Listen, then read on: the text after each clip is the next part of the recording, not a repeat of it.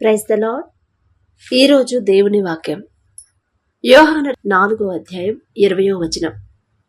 ఎవడైనను నేను దేవుని ప్రేమించుచున్నానని చెప్పి తన సహోదరుని ద్వేషించిన ఎడల అతడు అబద్ధికుడగును. ఎందుకంటే తాను చూచిన తన సహోదరుని ప్రేమింపనివాడు తాను చూడని దేవుణ్ణి ఎట్లు ప్రేమింపగలడు? ఎంత చక్కగా ఈ వాక్యం ఎంత చక్కగా ఉందో కదండి. మనకి చాలా దగ్గర సంబంధం కలిగి ఉండిద్ది. ఎందుకంటే మనలో చాలా మంది కూడా ప్రార్థనలకి ఎడతెరిపి లేకుండా ప్రార్థనలని, మీటింగ్స్ అని, ఉపవాసాలని, ఆన్లైన్ ప్రేయర్లని, మళ్ళీ స్త్రీల కూడికలని, అన్ని కూటాల్లో మనం పాల్గొంటాం. కానీ మన ఇంట్లో మన సహోదరులు కానీ, మన తోటి వారిని కానీ, మన ఇంట్లో తోటి కోడళ్ళు కానీ, అత్తామామలను కానీ, ఇంకా ఎవరినైనా సరే ద్వేషిస్తానే ఉంటాము. లేదు అని మనం చెప్పగలమా? లేదు కదా. ఖచ్చితంగా ఆ ఫీలింగ్ అనేది ప్రతి ఒక్కళ్ళకు ఉండిద్ది. కానీ మళ్ళీ తండ్రి అంటే ఇష్టమని చెప్పుకుంటావు. అమ్మో, నా దేవుడు నా కోసం ప్రాణం పెట్టాడు, నా తండ్రి అంటే నాకు చాలా ఇష్టం, నాకు ఎవ్వరు వద్దు, నా తండ్రి నాకుంటే చాలు, అందరికన్నా నేను తండ్రినే ఎక్కువ ప్రేమిస్తున్నాను అని మనం అనుకుంటాం. అంటే మనం భ్రమలో ఉన్నామనే అర్థం ఈ మాటకి. ఈ వాక్యం ద్వారా తండ్రి మాట్లాడుతున్నాడు. మనందరం భ్రమలో ఉన్నామంట. దేవుణ్ణి ప్రేమిస్తున్నాము అనే భ్రమలో జీవిస్తున్నాం మనం. అయితే ఇప్పుడు మీకు ఒక చిన్న కథ చెప్తాను. అది భ్రమ ఎలా అవుతుంది సిస్టర్ అని అడుగుతారేమో. ఒక చిన్న కథ చెప్తాను. ఒక ఊర్లో ఒక మేరీ అనే ఒక మంచి విశ్వాసి ఉంది. అయితే ఆమె హిందూ అంట. అంటే మారిన తర్వాత, దేవుళ్ళలోకి వచ్చిన తర్వాత పేరు చేంజ్ చేసుకుంది. అయితే అంతకు ముందు ఆమె ఒక హైందవురాలు. అయితే యేసు ప్రభు గురించి కూటాలు జరుగుతూ ఉంటాయి, అందరూ సువార్త చెప్తా ఉంటారు కదా. విని అసలు ఇక దేవుని మీద ఎనలేని ప్రేమతో ఆమె చేసిన తప్పులన్నీ సరిదిద్దుకొని, అమ్మో నేను ఇన్ని తప్పులు చేశాను, ఇన్ని పాపాలు చేశాను అని తండ్రి పాదాలు పట్టుకొని క్షమాపణ అడిగి కన్నీటితో పశ్చాత్తాపపడి క్షమాపణ పొంది తండ్రిని స్వంత రక్షకునిగా అంగీకరించి నీటి బాప్తిసం కూడా తీసుకొని పరిశుద్ధాత్మను కూడా పొందుకుంది. తర్వాత ఇక తండ్రిని నమ్ముకొని బాప్తిసం తీసుకొని, నీటి బాప్తిసం తీసుకొని పరిశుద్ధాత్మను పొందుకున్న తర్వాత నుంచి ఇక ఆమె దశమ భాగం ఇవ్వడం కానీ, వేరే వేరే పాస్టర్లని ఆదరించడం కానీ, వేరే వాళ్ళతో ప్రేమగా ఉండడం కానీ, ఎవరైనా పాస్టర్లు ఇంటికి వస్తే వాళ్ళకి మర్యాద ఇవ్వడం కానీ, మళ్ళీ చాలామంది దగ్గరికి వెళ్ళి అన్యులు, అంటే ఆమె హైందవురాలు కదా, అలాంటి వాళ్ళ దగ్గరకు కూడా వెళ్ళి ఆమె, అమ్మా నేను కూడా ఒక హైందవురాలనే ఇంతకు ముందు, కానీ తండ్రి క్రీస్తు ప్రేమ ఇలాంటిది, మీరందరూ తండ్రిని ప్రేమను పొందండి అమ్మా, మీరు చేసిన తప్పులు ఒప్పుకోండి, తండ్రి క్షమిస్తాడు అని తండ్రి గురించి ఆమెకు తెలిసిందంతా వాళ్ళతో చెప్పి, అంటే ఒక సువార్థికురాల్లాగా కొన్ని ఆత్మలను చాలా ఆత్మలను తండ్రి యొద్దకు నడిపించిందంట. అంతేకాదండి, సువార్త చెప్పి అనేక మంది హైందవుల్ని దేవునిలోకి నడిపించిన తర్వాత ఆమెకున్న కొడుకును కూడా, ఆమెకు పుట్టిన కొడుకును కూడా దేవుని సేవకే ఇచ్చేసింది. అంటే ఇక దేవుని సేవే నా కుమారుడికి, లోకంతో సంబంధం లేదు, నా తండ్రి సేవే నా బిడ్డ చేయాలి అంటే, ఇప్పుడు మనం కూడా ఇస్తూ ఉంటాం కదండి మన బిడ్డల్ని. పాస్టర్ గారిని చేస్తారు, కొంతమంది అయితే మనస్ఫూర్తిగా చేస్తారు, కొంతమంది అయితే ఏ పని లేకుండా పాపం అట్లా ఖాళీగా ఉంటే ఏమొచ్చిద్దిరా, కనీసం ఓ 10 మంది కన్నా దేవుని మాటలు చెప్పు అని ఏదో అట్లా పంపిస్తారు కొంతమంది. అయితే ఈమె ఏంటంటే మనస్ఫూర్తిగానే, ఎందుకంటే ఈమె తెలుసుకుంది కదా అసలు తండ్రి యేసయ్య అంటే ఎవరు, ఆయన చేసిన త్యాగం ఎలాంటిది, మన కోసం తండ్రి ఎందుకు అంత త్యాగం చేయాల్సి వచ్చింది, రేపు మరణించిన తర్వాత నా పరిస్థితి ఏంటి, ఇప్పుడే తండ్రిని ప్రేమించి ఆయన నమ్ముకొని తండ్రి అడుగుజాడల్లో నడిస్తే ఖచ్చితంగా నేను పరలోకంలో ఉంటాను అని ఆమె తెలుసుకుంది. అందుకనే దశమ భాగం కానీ, ఆత్మలను రక్షించడం కానీ, మిషనరీల పట్ల నమ్మకంగా ఉండటం కానీ, పాస్టర్లు కానీ, పాస్టర్ములం కానీ ఆమె రెస్పెక్ట్ ఇవ్వడం కానీ, ఇంటికి వస్తే మర్యాద చేయడం కానీ, బయట కనిపించినా కానీ చాలా గౌరవంగా మాట్లాడటం కానీ, అలాగే తన కొడుకును కూడా పాస్టర్ గారిగా ఆమె ఇచ్చేసింది, ఇక సేవ నిమిత్తం ఇచ్చేసింది. అయితే ఆ తర్వాత ఇవన్నీ జరిగిపోయిన తర్వాత కొన్ని రోజుల కంట ఆమెకి ఒక వ్యాధి అనేది వచ్చింది. ఆ వ్యాధి ఎంత భయంకరంగా అంటే ఆమె ఇక మరణానికి చేరువకి వెళ్ళిపోయింది. మరణానికి దాదాపు మరణం దగ్గరికి వెళ్ళిపోయింది. అంటే అంత ఆ జబ్బు వ్యాధి ఎక్కువైపోయింది. అయితే ఆమె ఇక అంతే మంచంలోనే ఉంది, నడవలేని పరిస్థితి, మంచంలోనే ఉండి ప్రార్థన చేసుకుంటుంది. కళ్ళు మూసుకొని ఒకరోజు పడుకుని ఉందంట. పడుకుంటే ఆమెకి ఒక కల వచ్చింది. ఆ కలలో ఏం కనిపించిందంటే మహిమతో, దేవుని మహిమతో ఉన్న ఆ మహిమలో ఒక మంచి యెరూషలేము పట్టణాన్ని, నూతన యెరూషలేము పట్టణాన్ని ఆమె చూసిందంట. ఆమె చూసేసరికి అసలు ఆ తేజస్సు, ఆ మహిమ, అసలు ఆ వెలుగు, ఆ ప్రకాశవంతం చూసి ఆమెకు ఆనందం పట్టలేకపోయి చాలా సంతోషపడింది. తండ్రి అక్కడ కూర్చుని ఉన్నాడు సింహాసనం మీద యెరూషలేము పట్టణంలో.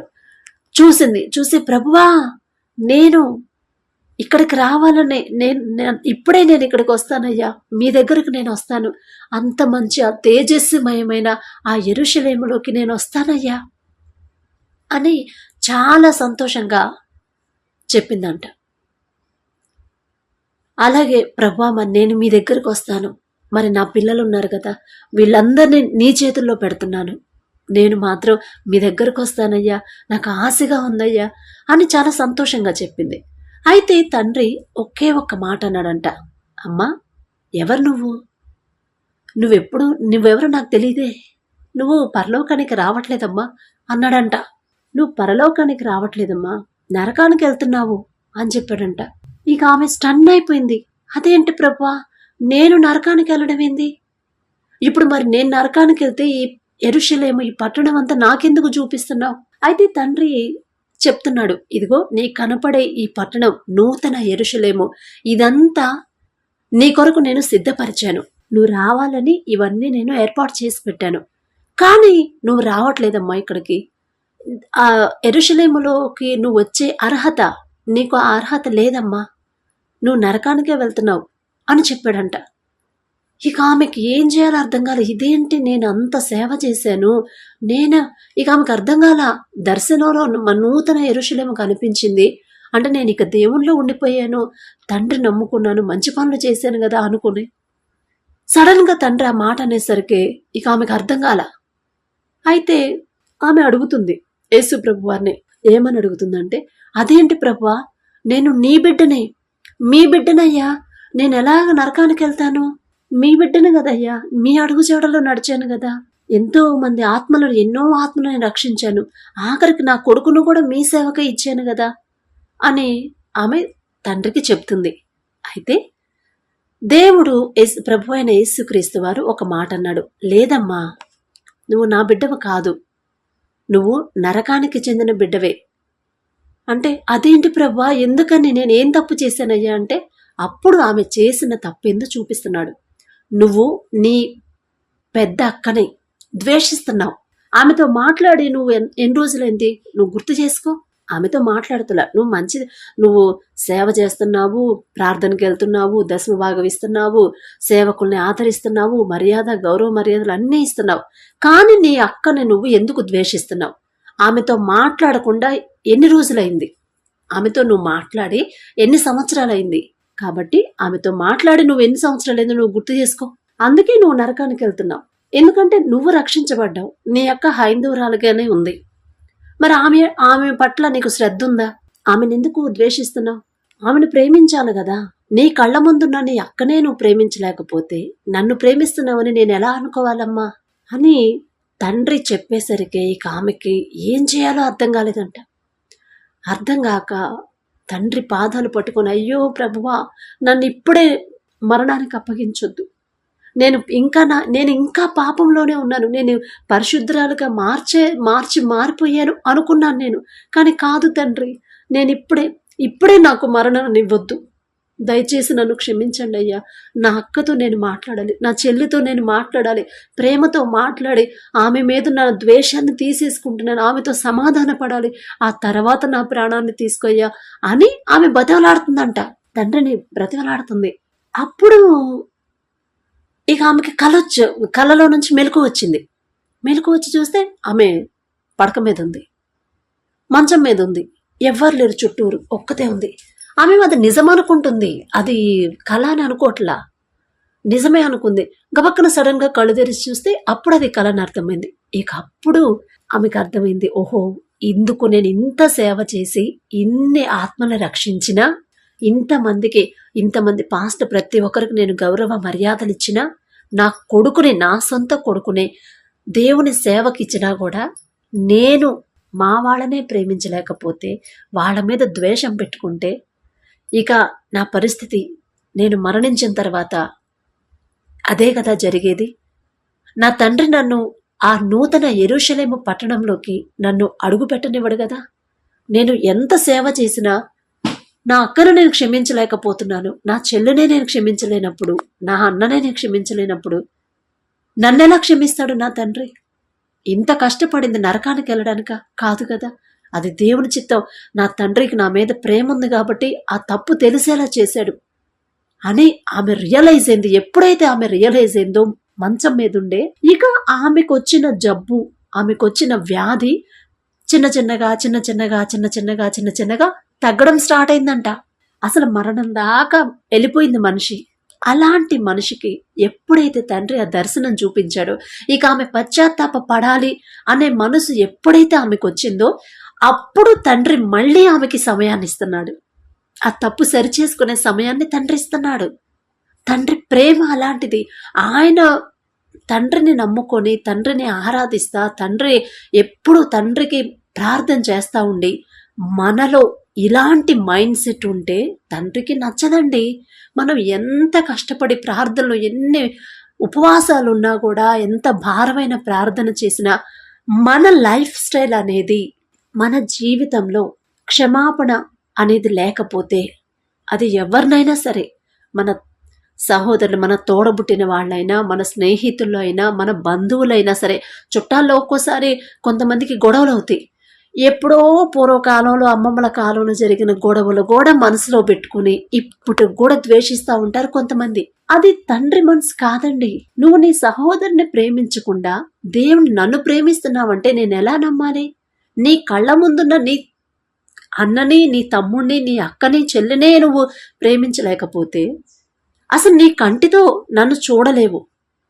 చూడని నన్ను నువ్వెలా ప్రేమిస్తున్నావు అని నువ్వెలా అనుకుంటావు అని నువ్వెలా చెప్పగలవు అని తండ్రి మనల్ని ప్రశ్నిస్తున్నాడు. ఎప్పుడైతే ఆ మేరీ అనే సిస్టర్ ఆ దర్శనం కలలో ఆమె చేసిన తప్పుని తండ్రి చూపించాడో, వెంటనే ఇక ఆమెకి ఆ వ్యాధి తగ్గిపోయిందిగా, చిన్నగా మొత్తం పూర్తిగా తగ్గిపోయింది. ఎప్పుడైతే ఆమెకి పూర్తిగా నయమైందో వెంటనే వాళ్ళ అక్క దగ్గరికి వెళ్ళిపోయింది. అక్క దగ్గరికి వెళ్ళిపోయి అసలు అక్కడి నుంచే అక్క కాళ్ళ మీద పడిపోయి ఆమె కౌగిలించుకొని ఏడ్చి, అక్క నన్ను క్షమించక్క, నేను ఎంత పెద్ద తప్పు చేశాను అక్క, నీ మీద ద్వేషం పెట్టుకొని నేను అందరినీ ప్రేమిస్తున్నాను కానీ నిన్ను ప్రేమించలేకపోతున్నాను, నేను చేసిన భరించలేని తప్పక్క, క్షమించరాని తప్పు, నన్ను క్షమించక్క, ఎన్ని సంవత్సరాలైందో నీతో మాట్లాడక, నన్ను క్షమించక్క అని కాళ్ళ మీద పడి క్షమాపణ, ఎంత కన్నీరు కార్చి ఆమెను క్షమాపణ అడిగిందంట. ఇక మనం అంత ప్రాధేయపడితే ఎదుటి వాళ్ళు క్షమించకుండా ఉండగలరండి? అదిగాక తోడబుట్టిన అక్క, రక్త సంబంధం, ఉండగలరా? ఉండలేరు కదా. క్షమించింది. అమ్మా చెల్లి పర్వాలేదు, నువ్వు ఏడవద్దమ్మా, నువ్వు ఏడవద్దు, నా చెల్లివి నువ్వు ఏడవద్దు అని ప్రేమతో ఆమె దగ్గరకు తీసుకొని హత్తుకొని క్షమించింది. అప్పుడు ఇక ఆమె పూర్తిగా తండ్రితో పాటు ఉండే ఆ అర్హతని సంపాదించింది, పొందుకుంది ఆ మేరీ అన్న సిస్టర్. అసలు ఎంత చక్కగా తండ్రి మనం చేసే తప్పుల్ని మనం సరి చేసుకోవడానికి మనతో మాట్లాడుతూ ఉంటాడండి. ప్రతి విషయంలో బైబిల్ ద్వారా కావచ్చు, లేదా సేవకుల ద్వారా కావచ్చు, లేకపోతే ఏదో ఒక రూపంలో తండ్రి మనం దారి తప్పిపోతూ ఉంటే ఖచ్చితంగా గద్దిస్తా, హెచ్చరిస్తానే ఉంటాడు. అది మనం గ్రహించాలి. ఈమె వాళ్ళ అక్కని క్షమాపణ అడగకుండా నిజంగానే ఆ మరణ పడకల మీద నుంచి అలాగే మరణించినట్టయితే ఖచ్చితంగా నరకానికే వెళ్ళిపోయేది కదా. అదే తండ్రి మనలో ఎలాంటి క్వాలిటీస్ చూస్తాడు, ఎటువంటి అర్హతలు మనలో చూస్తాడు తండ్రితో పాటు పరలోక రాజ్యంలో ఉండాలంటే. మనం చేసే భారమైన ప్రార్థన కన్నా, మనం ఉన్న ఉపవాస ప్రార్థన కన్నా, మనం పాల్గొనే మీటింగ్స్లో కన్నా, అసలు మన లైఫ్లో ఎదుటి వాళ్ళు మన విషయంలో ఎవరన్నా తప్పు చేస్తే మనం అది పూర్తిగా క్షమించగలుగుతున్నామా, మనస్ఫూర్తిగా క్షమించేసి ఇక వాళ్ళ మీద ఆ కోపాన్ని, ఆ ద్వేషాన్ని తీసేసుకొని ప్రేమిస్తున్నామా, నిజంగా వాళ్ళని ప్రేమిస్తున్నామా లేదా, అదే చూస్తాడండి. ఇవన్నీ మనం మన లైఫ్లో, మన జీవితంలో మనం పరిశీలించుకోము. అందువల్లే మన ఇంట్లో ఈ శోధనలు, ఈ సమాధానాలు లేకపోవడం, అనారోగ్య సమస్యలు, ఈ అప్పులు, ఈ ఆర్థిక సమస్యలు, గొడవలు, ఇవన్నీ వీటి వల్లే. మనం ప్రార్థన చేస్తున్నాం కానీ ఆ ప్రార్థన మనకి జవాబు రాదు, మన ప్రాబ్లమ్స్ తీసివేదు. ఎందుకంటే మనం ఫస్ట్ మన లైఫ్లో చేంజ్ చేసుకోవాల్సినవి చాలా ఉన్నాయి. ఇప్పుడు ఆ సిస్టర్ లాగే మనం కూడా భార్యని కానీ, భర్తనైనా, పిల్లలనైనా, తల్లిదండ్రులైనా, కోడళ్ళనైనా, లేదా అల్లులనైనా, లేకపోతే ఆడపడుచులైనా, ఇంకెవరైనా సరే ఎవ్వరి మీద కూడా ద్వేషం, పగ, కోపం అనేది పెట్టుకోవద్దనే వాక్యం. మరి వాక్యం ద్వారా తండ్రి మనల్ని ఎన్ని రకాలుగా మారుస్తూ ఉంటాడో, మన లైఫ్ని చేంజ్ చేస్తూ ఉంటాడు, చేంజ్ చేస్తూనే ఉంటాడు. ఎన్నో వాక్యాలు, ఎన్నో మాటల ద్వారా. ఇప్పుడు ఈ మాటలు వింటున్న మీలో ఎవరైనా సరే మేరీ సిస్టర్ లాగా మీరు కూడా ఎవరైనా మీ ఇంట్లో వాళ్ళనో కానీ, లేదా మీ బంధువుల్లోనైనా, మీ స్నేహితుల్లోనైనా ఎవరి మీదైనా మీకు ద్వేషం ఉంటే దయచేసి ఆ ద్వేషాన్ని తీసేసుకోండి ఫస్ట్. లేకపోతే మీకు ఇక పరలోక రాజ్యంలో ప్రవేశం అనేది ఉండదండి. ఇది మాత్రం ఖచ్చితం. ఎప్పుడెప్పుడో జరిగిన ఎన్ని మనసులో పెట్టుకొని ఎదుటి వాళ్ళ మీద ద్వేషం, పగ, అసూయ, కోపం పెట్టుకుంటే అస్సలు నచ్చదు తండ్రికి. అందుకే మీరు కోపపడ్డా కూడా సూర్యుడు అస్తమించే లోపు మీ కోపం పోవాలంటాడు. ఎవరి మీద మీకు కోపం, ద్వేషం ఉండకూడదు. ఒకవేళ కోపం వచ్చినా అది సూర్యుడు అస్తమించేంత వరకే ఉండాలి, ఆ తర్వాత ఉండొద్దు, ఉంచుకోవద్దు అని చెప్తాడు. కానీ అది మనం పాటించాం, మళ్ళీ ప్రార్థన చేస్తాము. అది ఎలా కరెక్ట్? అసలు ఆ ప్రార్థనకు విలువ ఉండిద్దా? అందుకే తండ్రి చెప్తున్నాడు, నువ్వు నీ కంటితో చూస్తున్న నీ సహోదరుణ్ణి, భర్తని లేక భార్యని నువ్వు ప్రేమించలేకపోతే నీ కంటితో నువ్వు చూడని దేవుణ్ణి ఎలా ప్రేమిస్తావు? మళ్ళీ నువ్వు దేవునిలో ఉన్నావు, నేను దేవుని బిడ్డని, నేను తండ్రి అడుగుజాడల్లో నడుస్తున్నాను, తండ్రి వైపే చూస్తున్నాను, దేవుని మీదే నేను ఆనుకుంటున్నాను అని మిమ్మల్ని మీ గురించి మీరు ఎలా చెప్పుకుంటారు? అది అబద్ధమే కదా అని తండ్రి చెప్తున్నాడు వాక్యం ద్వారా. ఏదైనా సరే క్షమాపణ అడగాలన్నా, ప్రేమించాలన్నా ఒకరిని, అది మన ప్రాణం ఉన్నంత వరకే, అప్పటి వరకే మనకి సమయం. ఇక ఒక్కసారి మరణించిన తర్వాత మరలా వెనక్కొచ్చి క్షమాపణ అడిగే పరిస్థితి ఎక్కడైనా ఉందా? లేదు కదా, రాదు కదా. ఇక లేని దాన్ని తండ్రి కూడా అది మార్చలేడు. కాబట్టే మరణించక ముందే ఆ సిస్టర్కి ఒక దర్శనంలో చూపించాడు. ఇప్పుడు మీకు కూడా ఈ వాక్యం ద్వారా మీకు, నాకు, ఇద్దరికి కలిపి ఈ మాటలు చెప్తున్నాడు. మరి మీలో ఎవరున్నారో నాకు తెలియదు. నేను కూడా ఒకసారి పరిశీలన చేసుకోవాలి. ఎవరినైనా ద్వేషిస్తున్నానా? ఎవరి మీదన్నా పగుంచుకున్నానా? మరి ఎందుకు తండ్రి ఈ వాక్యం ద్వారా మాట్లాడుతున్నాడు అని ఒక అరగంటైనా, గంటైనా కూర్చొని ఆలోచిస్తే గానీ నా బుర్రకు తట్టదు. అలాగే మీరు కూడా ఆలోచించుకోండి. ఆలోచించడం మొదలు పెడితే తండ్రి ఖచ్చితంగా గుర్తు చేస్తాడు. ఈ మాటలు వింటున్న మీరు ప్రార్థనకి వెళ్ళాలనుకుంటున్నారు, సండే కాబట్టి. అంతకన్నా ముందు ఒక్కసారి మీ జీవితంలో ఎవరి మీదన్నా మీకు ద్వేషం ఉందా, కోపం ఉందా, పగ ఉందా అనేది ఒక్కసారి ఆలోచించుకొని ఆ కోపాన్ని, ద్వేషాన్ని, పగని మొత్తం తీసేసి పూర్తిగా తీసివేసుకొని తండ్రి పాదాలు పట్టుకొని మొదట మీరు ఎవరినైతే ద్వేషిస్తున్నారో వాళ్ళకి ఫోన్ చేసి మాట్లాడండి. దగ్గరే ఉంటే ఇంటికెళ్ళండి, ఇంటికెళ్ళి కలవండి, కలిసి ప్రేమగా మాట్లాడండి. మనస్ఫూర్తిగా వాళ్ళతో మాట్లాడితేనే ఎదుటి వాళ్ళు మనలో క్షమిస్తారు. నేనైతే సిగ్గుపడనండి. నేను చేసిన తప్పుకి వెళ్ళి క్షమాపణ అడగాలంటే సిగ్గుపడను. ఎందుకంటే సిగ్గుపడితే ఏంటంటే అక్కడ పరలోకంలో మనకి స్థానం, ప్లేస్ ఉండదు. నేనెంత భారంగా నేను 3 గంటలకు లేచి ప్రార్థన చేసినా నాకు అక్కడ ప్లేస్ ఉండదని నాకు తెలుసు. ఆ గ్రహింపు తండ్రి ఇచ్చాడు. ఎవరినన్నా గబక్కన ఏదన్నా మాట అంటే ఖచ్చితంగా ఆ మాట గద్దిస్తానే ఉండిద్ది. పరలోకంలో నీకు ప్లేస్ లేదు. చేసేది ఒక్క తప్పైనా సరే ఆ ఒక్క తప్పుకైనా అక్కడ ప్లేస్ ఉండదు. ఫస్ట్ వాళ్ళతో సమాధాన పడాలి, ఆ తర్వాతే నువ్వు ప్రార్థన చేయి అని తండ్రి ఒక పక్క ప్రేరేపిస్తూ ఉంటాడు. అందుకే మా అన్నయ్యనైనా లేకపోతే చుట్టాలనైనా ఎవరినైనా సరే వాళ్ళు ఎంత భయంకరంగా నేను లేనప్పుడు నా గురించి బ్యాడ్గా చెప్పారని తెలిసినా కూడా వాళ్ళ మీద ద్వేషం మాత్రం ఉంచనివ్వడు తండ్రి. ద్వేషం ఉండదు వాళ్ళ మీద, ఇంకా ప్రేమ, జాలి అనిపించిద్ది. అయ్యో అనిపించిద్ది, ఎందుకట్లా పాపం, ఎందుకమ్మా అట్లా చెప్పింది, ఎందుకనమ్మా అంటే ఏమోనమ్మా నీ గురించి ఇట్లా చెప్తున్నారు, అట్ట చెప్పిందంట, అసలు ఎంత ప్రేమ ఉండిద్ది నువ్వంటే, అయినా సరే ఏంది అట్ట చెప్పింది అని మా అమ్మ ఫీల్ అయింది. పర్లేదులమ్మా వదిలేసేయి, ఇప్పుడంటే ఏదో కోపంలో ఉంది, తర్వాత మామూలుగానే మాట్లాడిద్ది కదా అని చెప్తాను నేను.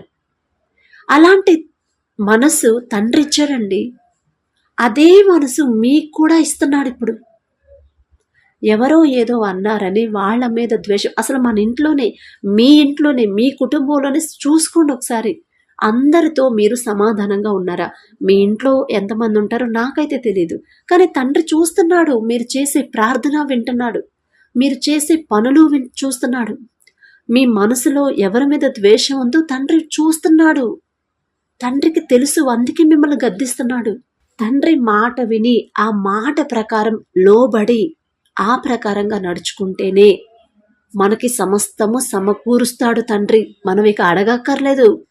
ఎప్పుడైతే ఆ సిస్టర్ ఆ మరణ పడక మీద నుంచే వాళ్ళ అక్క మీద ఉన్న ద్వేషాన్ని తీసేసుకుని నాకు తొందరగా అక్క దగ్గరికి వెళ్ళాలి, త్వరగా నా అక్క దగ్గర అక్కను కలుసుకొని ఆమె పాదాలు పట్టుకొని క్షమాపణ అడగాలి అని ఎప్పుడైతే ఆమె మనసులో రియలైజ్ అయిందో వెంటనే ఆమెకున్న జబ్బు, ఆ వ్యాధి, ఆ అనారోగ్యం అనేది చిన్న చిన్నగా క్రమక్రమంగా తగ్గిపోవడం స్టార్ట్ అయింది. తగ్గించేశాడు తండ్రి. ఆ రియలైజేషన్ చూశాడు కదా, మనస్ఫూర్తిగా అనుకుంది కాబట్టి. అందుకే మీకు కూడా చెప్తున్నాను, మీరు మనస్ఫూర్తిగా ఎవరినన్నా ద్వేషిస్తుంటే అమ్మో నేను వాళ్ళని క్షమాపణ అడగాలి, నా కుటుంబంలో సమస్యలు పోవాలంటే వాళ్ళ మీద ఉన్న ద్వేషాన్ని ఫస్ట్ నేను తీసేసుకోవాలి, వాళ్ళతో నేను సమాధాన పడాలి అని ఆ రియలైజేషన్ మీకు కలగాలనే తండ్రి ఎదురు చూస్తున్నాడు. ఇప్పుడు మీకు ఇంకో అవకాశం ఇస్తున్నాడు. ఇప్పటికి కూడా మీకు ఎవరైతే ద్వేషం ఉందో వాళ్లతో మీరు సమాధాన పడకపోతే ఇక మీ కుటుంబంలో ఉన్న సమస్యలు తీసివేయడం, మీరు ఎంత ప్రార్థన చేసినా, నేనెంత ప్రార్థన చేసినా అది వృధానే అవుతుంది. కానీ ఆ సమస్యలు అనేవి పోవండి. ఎదుటి వాళ్ళు ఎన్ని మాటలైనా అననివ్వండి, పర్వాలేదు.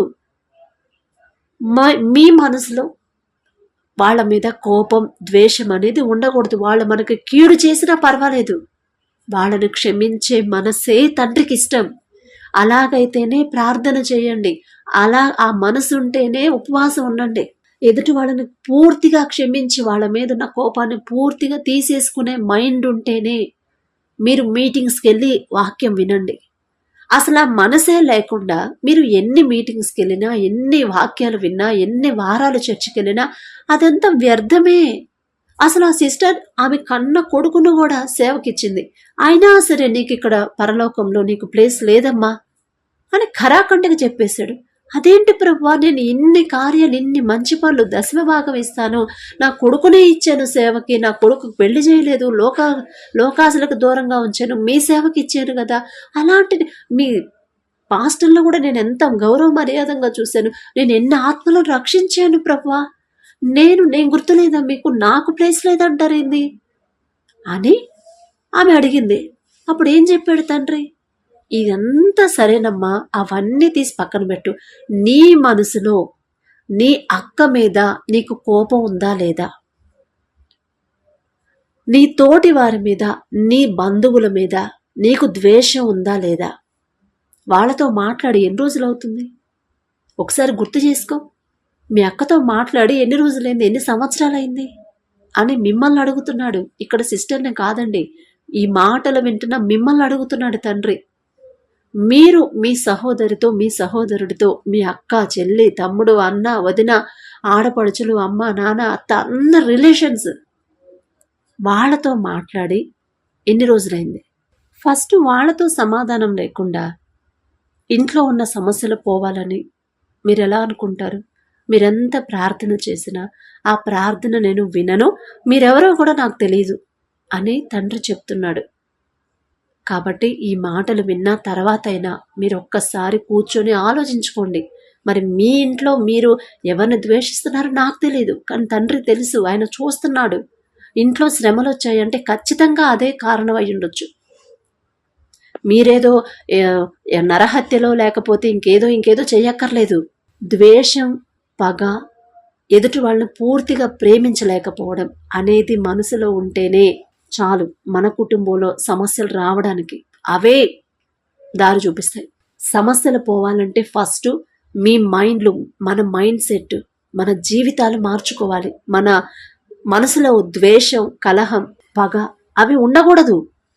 చిన్నపిల్లల మనస్తత్వం కలిగి ఉండమంటాడు తండ్రి. అందుకే మన పిల్లలు చూస్తాను కదా, మనం ఏదైనా మాట అన్నా సరే ఏడుస్తారు, కాసేపు కోప్పడతారు, కూర్చుంటారు. మళ్ళీ ఒక అరగంట అయిన తర్వాత మళ్ళీ వాళ్ళంతట వాళ్ళే వస్తారు. మనం వెళ్ళాం, వాళ్ళంతట వాళ్ళే వస్తారు పిల్లలు. మనం ఎంత కొట్టి, ఎంత తిట్టి, నెట్టి బయటికి నెట్టేసినా సరే మళ్ళీ ఏడ్చుకుంటా మన దగ్గరికే వస్తారు. అలాంటి ప్రేమ తండ్రికి కావాలి. అంటే నేను కొట్టాను కదా, మా అమ్మ నన్ను కొట్టింది, మా నాన్న నన్ను కొట్టాడు, మా అక్క నన్ను కొట్టిందని ఇక మాట్లాడడం మానేస్తారా పిల్లలు? మానేయరండి. చిన్నపిల్లల మనస్తత్వం అదే కలిగి ఉండమంటాడు తండ్రి. కానీ మనం అలా కాదు, మనం పెద్దవాళ్ళం కదా.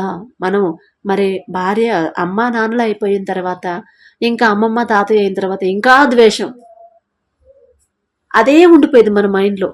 అలా ఉంచుకోవద్దమ్మా. ఎప్పటిదప్పుడు మీరు సూర్యుడు అస్తమించేలోపే మీ కోపం, ద్వేషం అన్నీ పోవాలి. వాళ్ళతో సమాధాన పడాలి. ఆ మనసులో మీ ద్వేషం అన్నీ పెట్టుకొని వచ్చి నైట్కి వచ్చి మీరు ప్రార్థనలో కూర్చుంటే మీకున్న సమస్యలు కాదు, మీరు చెప్పే ఏ ప్రార్థన నేను వినను అని తండ్రి ఖరాఖండిగా చెప్తున్నాడు. ఇక మీరే ఆలోచించుకోండి. నేనైతే ఏం చేయలేను, నేనే నాదే ఉంది. మీకన్నా నేను అంత గొప్పదాన్ని కూడా కాదు. మీకోసం ప్రార్థన చేసే అంత అర్హత కూడా నాకు లేదు. కానీ ఇవన్నీ మీరు చేంజ్ చేసుకుంటే ఇక ఒకళ్ళ మీద మీరు ఆధారపడాల్సిన అవసరం లేదు. తండ్రే మీకు సహాయం చేస్తాడు. మీరు అలాంటి మనసు అలవాటు చేసుకోండి. ఇలాంటి మనసు, ఎదుటి వాళ్ళని క్షమించే మనసు, మీ బంధువులైనా, స్నేహితులైనా, ఎవరైనా తోడబుట్టిన వాళ్ళైనా, ఇంట్లో వాళ్ళు మెయిన్, మన ఇంట్లో వాళ్ళనే మనం ద్వేషిస్తే ఇక బయట వాళ్ళని ఎలా ప్రేమించగలవండి? అందుకే వీటన్నిటిలో మీరు కరెక్ట్గా ఉండండి. మీ కుటుంబాల్లో ఒక్క సమస్య కూడా రానివ్వడు తండ్రి. మన చుట్టూ, మన గృహాల చుట్టూ, మన బంధువుల చుట్టూ, మనకున్న సమస్తము చుట్టూ తండ్రి కంచె వేస్తాడు. అదే తండ్రి చెప్తుంది. ఫస్ట్ మీ హృదయాలు సరిచేసుకోండి ప్లీజ్, ఆ తర్వాతే ప్రార్థనలో కూర్చోండి. లేకపోతే మీ ప్రార్థనకి జవాబు రాదు, నేను చేసినా రాదండి. మరి అలాంటి తండ్రిలా క్షమించే మనసు మనకు కూడా ఇవ్వమని తండ్రి సహాయం అడుగుదాం. దయచేసి అందరు కళ్ళు మూసుకోండి. కృపగల దేవా మీకే స్తోత్రం, రాజాది రాజా మీకు స్తోత్రం, దేవాతి దేవా మీకే స్తోత్రం. నా తండ్రి, భూమిని ఆకాశమును సృజించి దానిని ఏకరీతిగా పరిపాలిస్తున్న మా ఘనమైన దేవా, మీ బంగారు పాదములకు తండ్రి, మరి ఈ వాక్యం ద్వారా ప్రభువా మాతో మాట్లాడి మమ్మల్ని గద్దిస్తున్న దేవా, మరి ఈ మాటలు వింటున్న మీ బిడ్డలు ఎవరెవరు అలాంటి మనస్తత్వం కలిగి ఉన్నారో, ఎవరెవరు వాళ్ళ మనసులో ద్వేషం పెట్టుకున్నారో, వాళ్ళ బంధువుల మీద, రక్త సంబంధం మీద, వాళ్ళ స్నేహితుల మీద, వాళ్ళకు తెలిసిన వాళ్ళు ఎవరి మీద మరి వాళ్ళకు ద్వేషం ఉందో నాకైతే తెలియదు ప్రభా. మరి నన్ను ఎలాగైతే మీరు సరిచేశారు, నన్ను ఎలాగైతే గద్దించి మీ దారిలో నడిపిస్తున్నారు, వాళ్ళకంటే నేను గొప్పదాన్ని కాదు తండ్రి. వారితో పోల్చుకునే అర్హత కూడా నాకు లేదు. అయినా సరే అలాంటి గొప్ప ధన్యత నాకు ఇచ్చిన దేవా, అదే కృప నా తండ్రి మీ బిడ్డలకి, ఈ మాటలు వింటున్న మీ బిడ్డలకు కూడా మీరు దయచేయండి ప్రభా. వారితో మాట్లాడుతున్నందుకు మీకే స్తోత్రం. మరి వారి మనసుల్లో ఉన్న ఎవరి మీద ద్వేషం ఉన్నా, ఎవరి మీద పగ ఉన్నా, ఎవరి మీద కోపం ఉన్నా కూడా వాళ్ళను పూర్తిగా క్షమించే మనసు, సాత్వికమైన మనసు, మనస్ఫూర్తిగా ప్రేమించే మనసు, ఆ హృదయాన్ని, స్వచ్ఛమైన చిన్నపిల్లల వంటి హృదయాన్ని, చిన్నపిల్లల వంటి మనస్తత్వాన్ని ఈ మాటలు వింటున్న మీ బిడ్డలకు దయచేయండి ప్రభా. మీ సహాయం లేకుండా మా అంతటా మా వల్ల కాదు తండ్రి. మమ్మల్ని మేము సరి చేసుకుంటాం, మా వల్ల కాదు ప్రభా. కానీ మీ తోడు మాకుంటే, మీ సహాయం మాకుంటే ఖచ్చితంగా మా జీవితాలు మారిపోతాయి తండ్రి. పసిపిల్లల హృదయాన్ని, చిన్నపిల్లల మనస్తత్వాన్ని ప్రతి ఒక్కరికి మీరు అనుగ్రహించమనే యేసు నామములో అడుగుచున్నాము తండ్రి. ఆమేన్.